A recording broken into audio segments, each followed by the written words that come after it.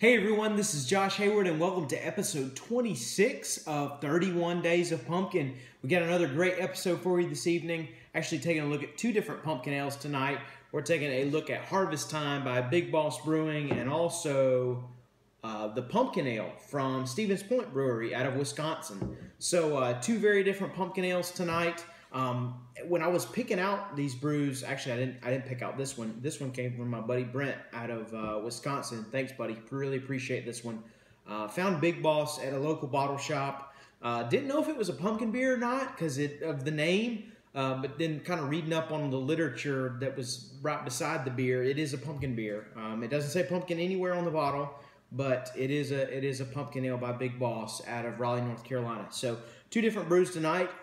Very different brews. Just looking at the bottle, you've got one that's got a skeleton and a scythe on it, Big Boss, and then one that's kind of looks more elaborate, more high end, more classier with the scripty font and whatnot. So we'll see if these brews kind of live up to their labels and whatnot. So day 26 of 31 Days of Pumpkin. We're through, I believe, like 28 pumpkin beers now, so we're getting pretty deep in this thing, and really looking forward to these two tonight. I haven't had neither one of these brews, have not had anything from either one of these breweries, so really looking forward to it. So here we have Big Boss.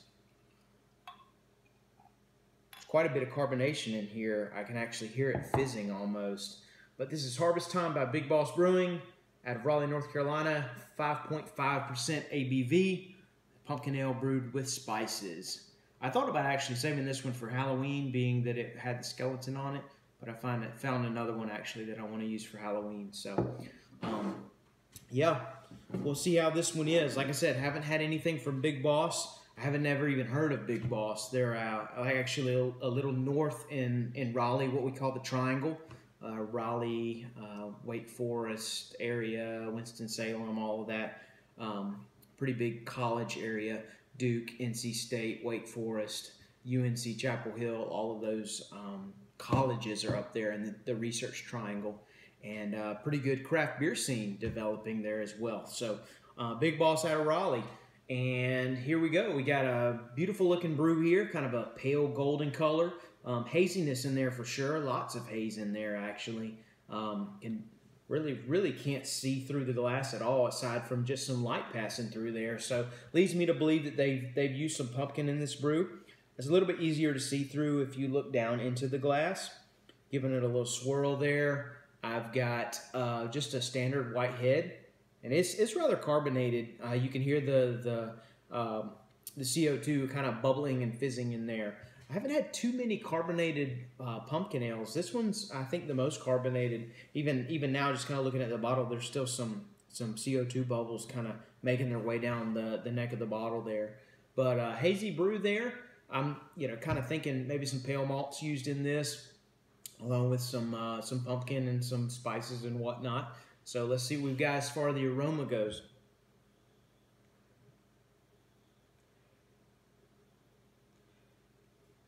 Definitely getting some pumpkin in here, which is nice. I'd kind of liken it more to pumpkin spice and maybe even canned pumpkin. If you've ever opened up a can of or pumpkin that you would put in a pumpkin pie, that isn't just straight pumpkin pulp. Yeah, they actually, they use the pulp, but they also add some other sugars and stuff to it. So I'm kind of getting some of that smell, or some of that aroma, I should say. Also getting a little bit of some hoppy notes in this too, which is nice.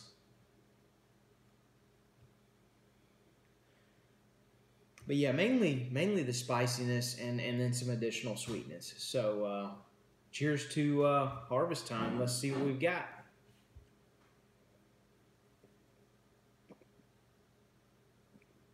Ugh. It's a strong beer. Really, really strong.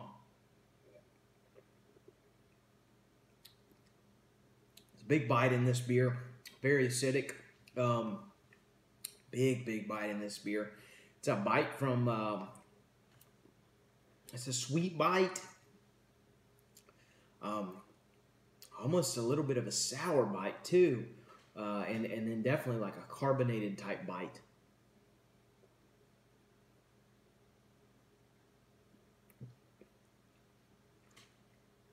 Heavy on the pumpkin spice. Some of that sweetness, again, whenever I get that acidic sweetness, it reminds me of tomatoes. It's again some of that tomato juice type reminders in my head. I know there's no tomato juice in it, but that's what's recalled to memory. My tongue's very dry, very, very dry beer. Bitter beer. Not a pleasant bitterness like that you would get from some nice hops, some nice noble hops, or some nice hops in an IPA. I'm not a fan of this beer at all. Yeah, just really, really strong, not pleasant to drink. You get a very, very rough acidic taste. Not pleasant at all. Not a fan of Harvest Time. I feel like the face I made is that skeleton after I took a sip of this beer. Not a fan of this one. Sorry, Big Boss. That is not a good beer. I don't think there's anything about that beer that I like. And there's been few in 31 Days of Pumpkin that I felt that way about. That's not pleasant. I don't know if something went wrong in that one or what, but definitely not a fan of that beer. Let's move along to the pumpkin ale from Stevens Point Brewery. Let's hope that this pumpkin ale from Stevens Point, the Whole Hog Limited Edition, makes things a little better in this episode 26 of 31 Days of Pumpkin.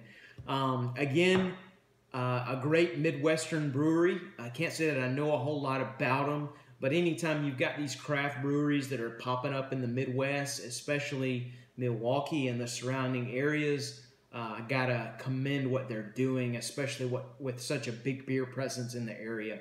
I don't know a whole lot about this brewery or this beer, but my buddy Brent from Instagram sent this over to me, and I'm really looking forward to it. The bottle looks great. You know, it's got that nice scripty font or whatever. So it leads me to believe that we're in for a treat here. So we'll see what we've got. Sometimes the label sets you up for a good beer. Sometimes it's misleading, but we'll see. All right, yeah, we've got a very, very pretty beer here. Beautiful copper color there, deep amber, and it actually goes down to a more golden as you go towards the bottom of the glass here. Very hazy beer. Again, leads me to believe they've used some pumpkin in it. There's hardly any head on this at all. Let me see if I can get a little bit going, just with a swirl. I'm swirling a lot, trying to get a little bit of head there. Actually get some aromas here, which is nice. Slightly off-white head there. Yeah, slightly off-white. So, yeah, we'll see what we've got. I'm very intrigued by this beer. As soon as I started swirling it up with my hand, I started catching some aromas. So I'm really looking forward to this. Cheers. Oh, wow. Cinnamon's very prominent in this beer. Very, very prominent on the cinnamon. Very, very prominent on the cinnamon and the nutmeg. Almost reminds me of smelling gingerbread dough. My wife makes some amazing gingerbread cookies. Phenomenal. By the way, she was phenomenal in the video last night. I'm going to have her back again in the next couple of days just because she's the best. But she makes some great gingerbread cookies. Homemade gingerbread dough. Cinnamon and nutmeg are kind of the staple in that particular batch of cookies, and I'm smelling it in this beer. Makes me think of Christmas in a way. But yeah, that's kind of what I'm getting mainly on the nose. Maybe a little bit of maltiness, caramel type notes, but mainly the cinnamon and the nutmeg. I really want to try this brew. Don't know anything about them or the brewery or the beer, but really looking forward to it. So cheers.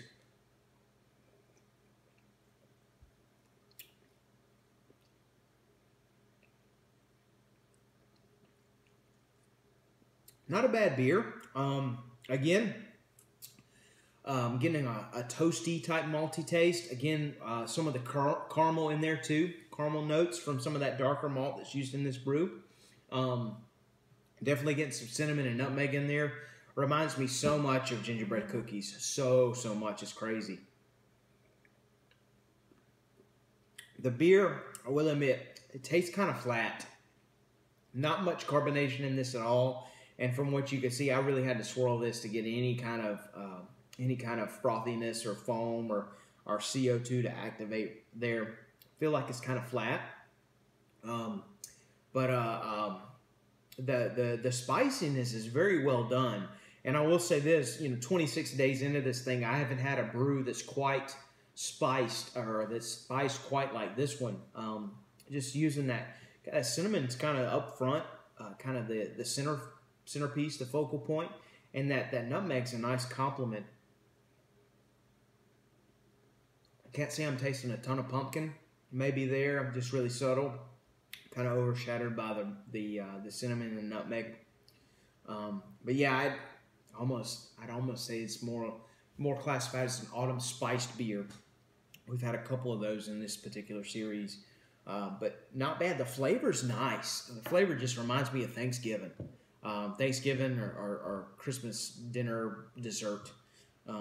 Just nice ginger in there, nice cinnamon in there. Kind of a heavier type beer, medium to heavy. It's relatively easy to drink, but then it'd be something you want after dinner. You're kind of relaxing with friends, hanging out, talking about life, and enjoying something like this as a semi-dessert beer. Good flavors in that. Again, I would kind of classify it more as a spiced ale than a pumpkin beer. I'm getting more just cinnamon and nutmeg in that one. But not a bad beer. So episode 26, day 26 of 31 Days of Pumpkin in the books. Thank you so much for following along. We are near the end, and as much fun as it's been, I'm looking forward to it because I'm kind of getting tired of pumpkin beers, but the series has been a blast. It's been so great. So thank you so much for following along.